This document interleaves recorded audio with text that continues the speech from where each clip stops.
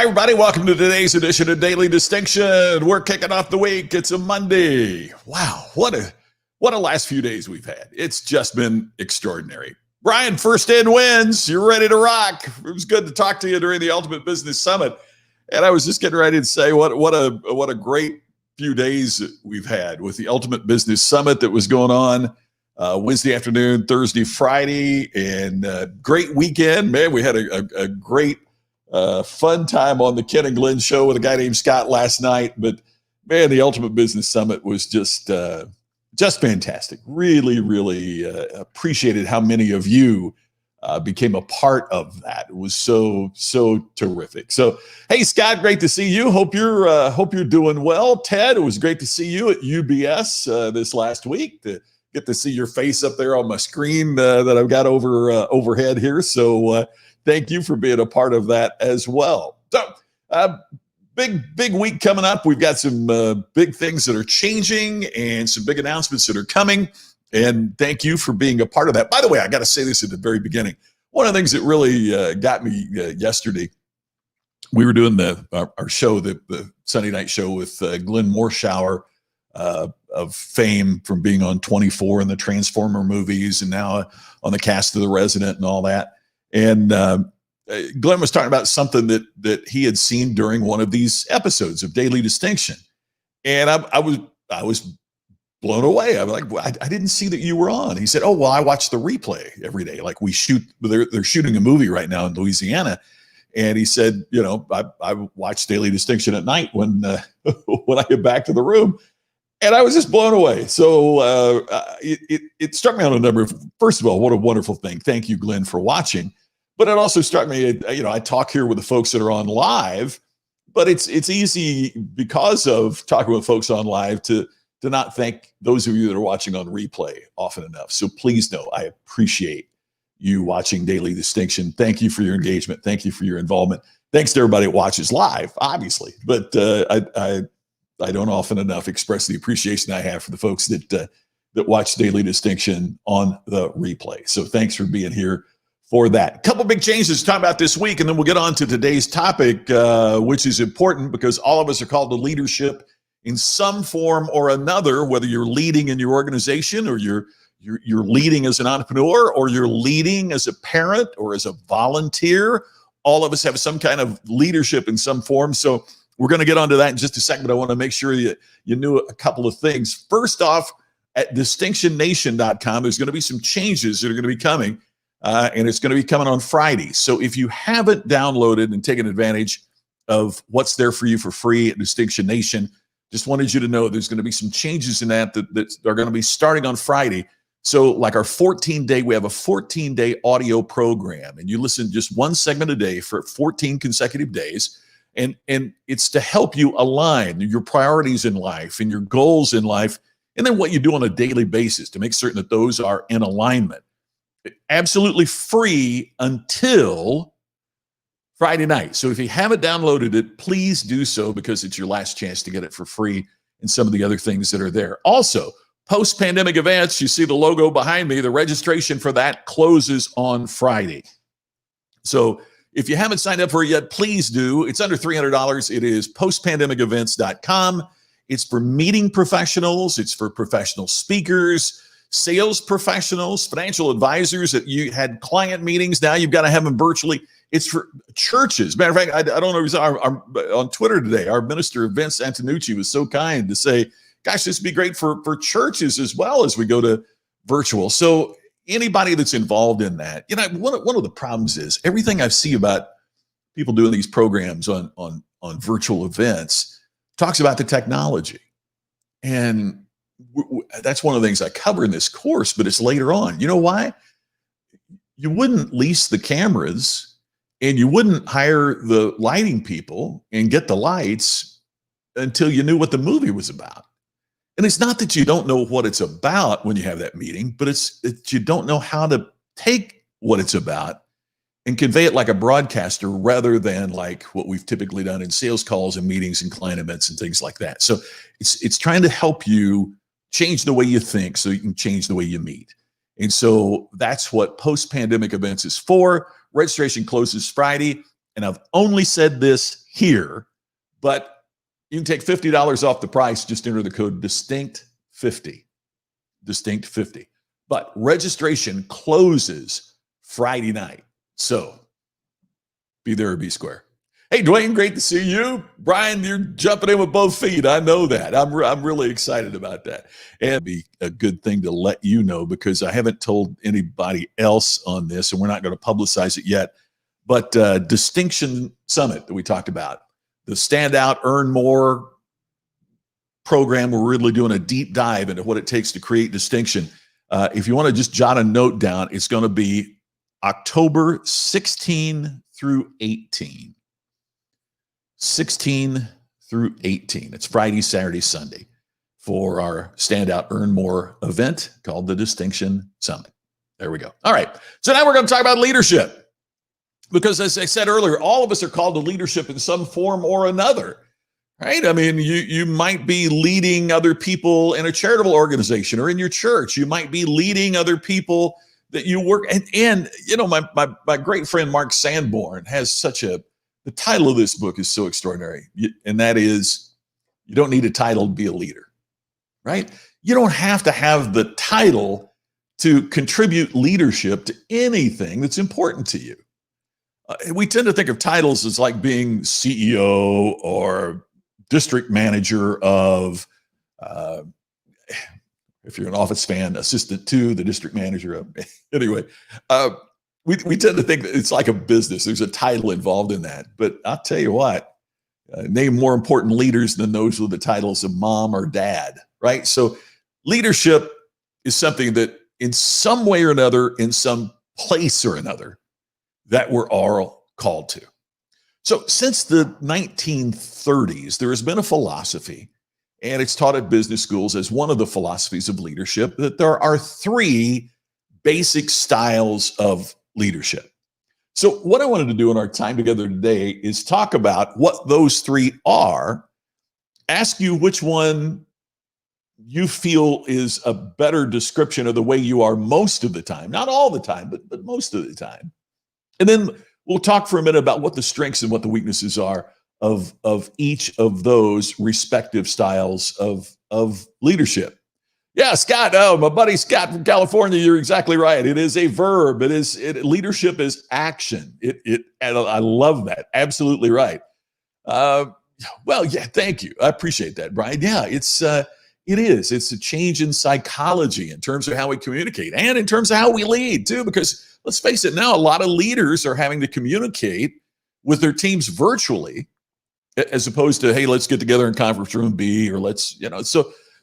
It's important as well. So, and I think sometimes in this virtual world, we're jumping to another style, and maybe that's not the right thing to do. We'll talk more about that in a minute. Okay, so the first of the three styles of leadership, and I'll give you the name of the style, and I'll give you just a short phrase that they might say to kind of help you get a picture of that. Okay, so number one is autocratic.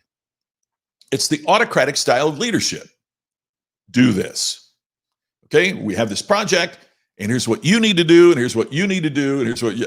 It's like Pinocchio in the Geico commercial here. Then I just realized you have potential, and you have. That's not what I meant.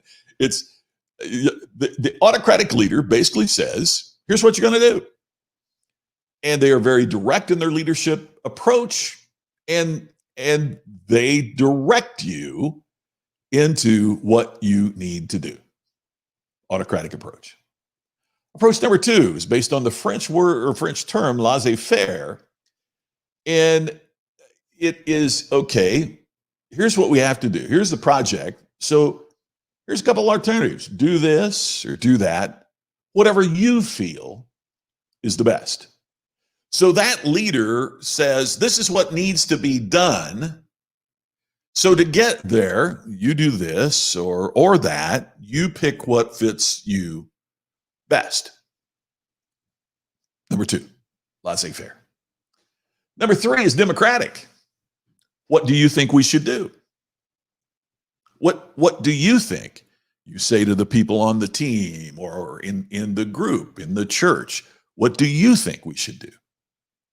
So those three, autocratic, do this, laissez-faire, do this or that, whatever you feel is best, or democratic, what do you think we should do, are the three basic styles of leadership.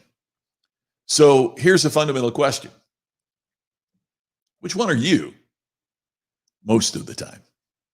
Now, look, I think that most of us here today, knowing many of you as I do, would probably say, hey, Bonnie, good to see you. And I would bet, Bonnie, in your situation as well with the salons that you manage and own and run. I would imagine that for most of us, on all of those, you kind of went, well, yeah, I've done that before. Yeah, I've done that one before. So you see yourself in not just one of them, but all three of them.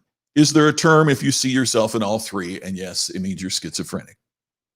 No, I'm kidding. It means you're versatile, right? It means you're versatile. But which one would you say you are most of the time? Give you a second to think about it, to answer it. So let's think about the strengths and the weaknesses of each of the three. The autocratic, it's very clear, right? There's no one thing you've got to say that's a strength. I mean, we tend to think, oh, this is a dictator, this is a boss, this is a but okay, I get that that's a weakness, right? There's not. This is not a participatory form of leadership. In terms of direction, it's a 10, and in terms of participation, it's a 0. Right? So you have to be critical of this style because of the lack of engagement and participation and involvement of the people that are involved. But on the other hand, you've got to say, you don't have to wonder about what you need to do. And you aren't left wondering what the goal is, right? It's very specific about this is where we're going, and here's what you're going to do to get there. So people don't go to the autocratic leader and complain because of lack of direction. And so it's a strength. It's a strength. You know where you're going, and you know what you're supposed to do to get the team there. You might complain because you didn't have input in the process, right? Second one, laissez-faire. Okay, so now we've come down a little bit on the direction scale. We've come up a little bit on the participatory scale. So do this or that, whatever you feel is best. Now I have some responsibility for choosing where I am in this, right? I mean, I know where we're going. My options are certainly reduced, right? It's not saying do whatever you want to do. So we haven't gone from 10 to 0 in terms of direction, but we have gone from 10 to 7 or 8, right? My number of options are limited, but I get to choose which of the options fits me best. So the participation goes up. Third is, what do you think we should do? So the direction kind of, now you're down to like a 3, and the participation is way up. But do you notice too that that's a strength? We get people more involved. We get people directed. We get, we get people more involved and they can choose direction. So they like that. They like participating. They like being involved. But these are also the folks that might get complaints about, well, you weren't clear about what you wanted me to do. So each of these groups has its respective strengths, and each of these groups have their respective weaknesses. Where do you see yourself? AJ says they are all just delegating. Yeah, the autocrats delegate and then empower you to get it done, hopefully, right? I think, AJ, that would be the ideal. You're exactly right.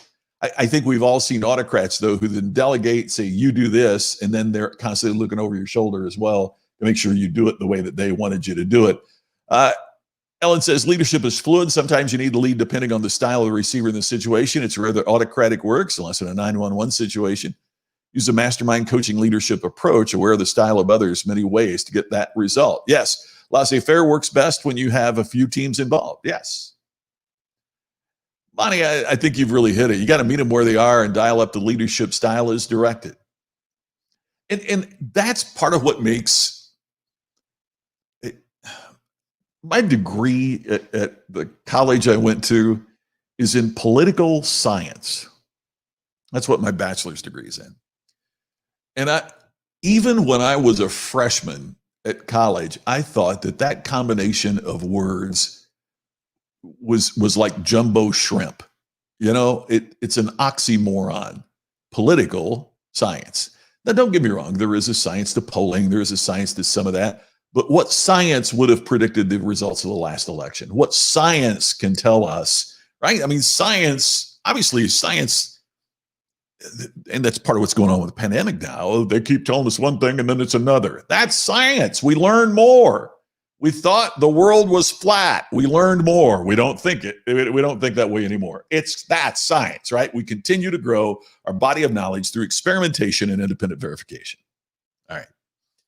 Political science, I always thought it's funny. And one of those aspects, what does that have to do with all of this? Well, it's because there's an art.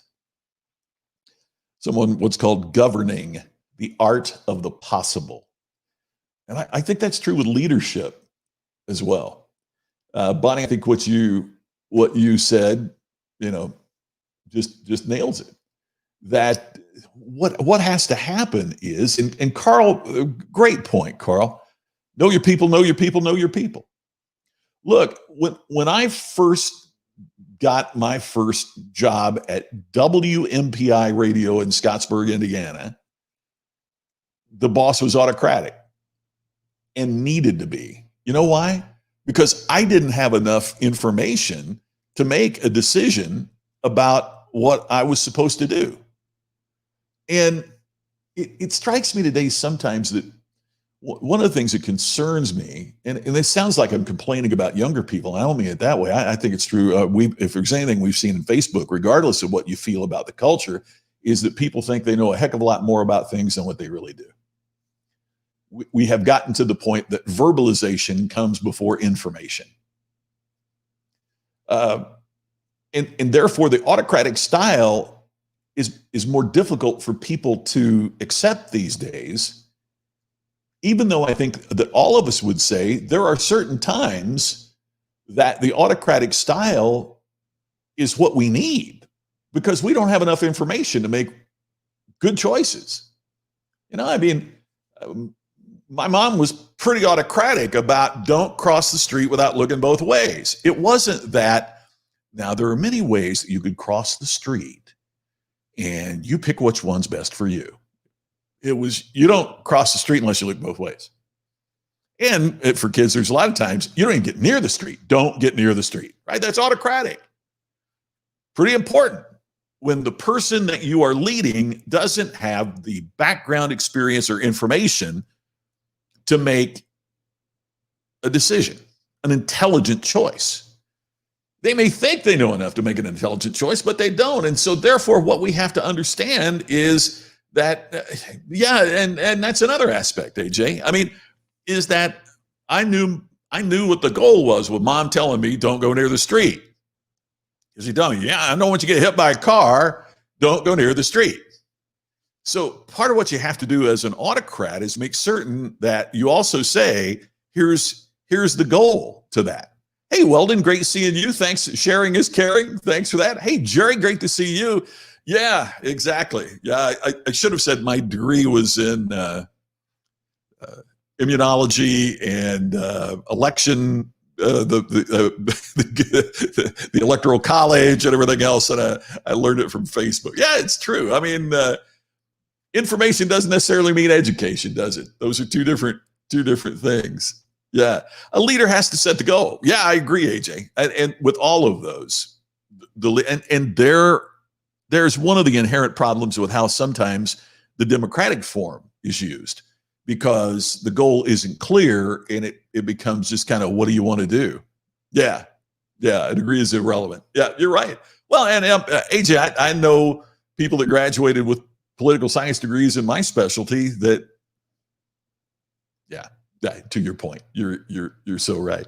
So the autocratic, we tend to blast that style as not being, but yet when I first got my job, I needed a boss that was an autocrat, even if I didn't realize it at the time. Even if I might have thought, boy, that guy's pushy at the time. There are certain phases and parts, and as Carl said earlier, know your people, know your people. You got to know your people and also know that combination of skill sets, right? That combination of what skills they need to be applying at that particular point. The laissez-faire. And again, to AJ's point, this works when the leader has identified the goals. See, I think that's one of, AJ, you hit on it. I think that's one of the elements of the difference between a leader and a manager.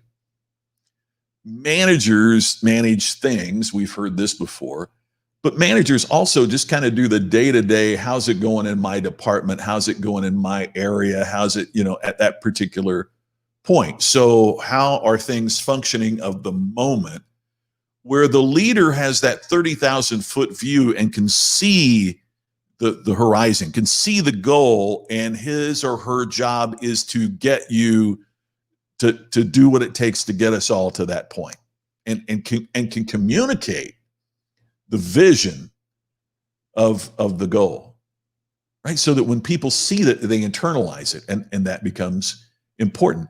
Democratic is great because people want to be participative. They want to be involved. But what if they're not qualified to make these kinds of decisions? Now, don't get me wrong. We can go too far in either direction. Yeah, managers can resolve your problems so the team can achieve its goal. But again, as you said earlier, it is the leader that sets the goal. It's the leader that sets the goal. So what I want you to think about is, as you approach a situation, which of these styles is appropriate not only to obtain the goal, not only to obtain the participation of the people that you are leading, which one's the best way to get you where you need to be?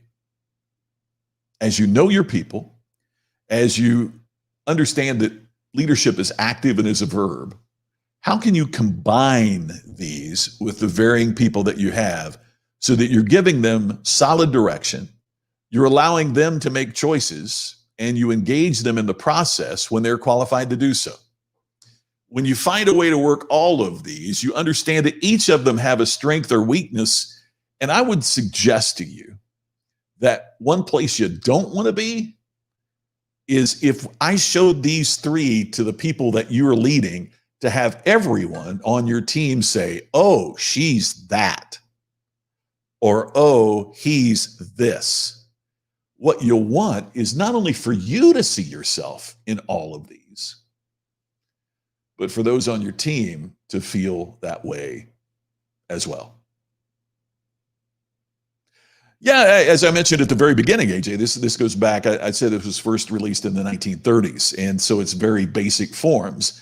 And what we have to do is to use communication and our language skills to make them work, right? Russell, my goal is to have you guys take care of everything, so I have nothing to do. That's not. I understand where they're going with that, right? Because one of the things that you read in the study of leadership is that you want to be such a good leader, Russell. We all want to be such good leaders that if I got hit by a log truck, I want to think that the people on my small team know what to do and not quit, right? But how would what we do continue if I got hit by a log? We always call it the log truck. I don't know why, but that's if Scott gets hit by a log truck, what do we do? So I understand there's a philosophy of leadership that good leaders, and I've talked about when I met and got to know the chairman of General Motors when in my youth, and that was it. He felt the key to his leadership was he was easy to move because he had trained his people to replace him. So in a way, I get what he's saying or she's saying about, my goal is to have nothing to do. It's you're so prepared that if I wasn't here, you'd be able to carry on without me. but that's just not the way you want to express it to your team. My goal is that you folks, really what he's saying is, I want you to work so hard I can loaf. I mean, that's kind of the hidden message. And Carl has such a great point for us here. They're not soft skills, they're crucial skills. During our Ultimate Business Summit, Carl, one of the things I said is it really bugs me when people call these soft skills as if that's to be looked down on. You know, try to look at your computer and try to imagine running the hardware without the software. You know, they're integral. They are impossible to separate from what's really, really important to do. Well, important things for us to consider. You know, how do we become better at leading? How do we become better at providing a positive influence on others? And that's what this is all about, so that we can get where we want to go. Thanks, as always, for watching Daily Distinction. I truly appreciate it. Thank you for being here. I'll look forward to catching up with you again tomorrow, same time. Thank you for sharing this, too. As I mentioned earlier, most of our viewers are on the replay, so that happens because you share it. I'm grateful for those of you that do. I'll look forward to talking to you again tomorrow on the next edition of Daily Distinction.